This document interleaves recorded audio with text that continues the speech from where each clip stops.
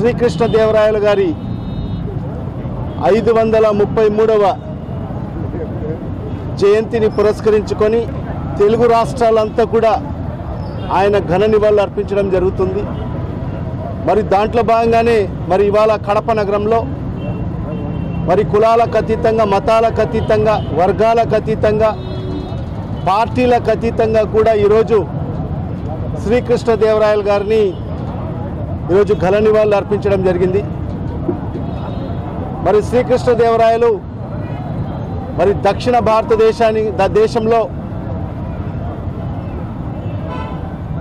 మరి ఆయన పరిపాలనలో మరి పేద బడుగు బలహీన వర్గాలకందరికి కూడా పూర్తి స్థాయిలో న్యాయం చేస్తూ ఒక మంచి పరిపాలకుడిగా పేరు తెచ్చుకోవడము, మరి తెలుగు ఖ్యాతిని దేశవ్యాప్తంగానే కాకుండా ప్రపంచవ్యాప్తంగా కూడా వ్యాపింపజేసిన మహోన్నతమైన వ్యక్తి శ్రీకృష్ణదేవరాయలు. మరి ఈరోజు ఆయన్ని స్మరించుకుంటూ మరి ఆయన అడుగుజాడల్లో మనమందరం కూడా నడవాల్సిన అవసరం ఎంతైనా ఉంది. కులాలకు అతీతంగా, మతాలకు అతీతంగా, వర్గాలకు అతీతంగా కూడా ఆయనకు ఆదర్శంగా తీసుకొని మనం ముందుకు వెళ్లాల్సిన అవసరం ఎంతైనా ఉంది. ఈ తెలుగు జాతి ఖ్యాతి కోసం ఆయన పడిన పాటు నిజంగా వర్ణాతీతం.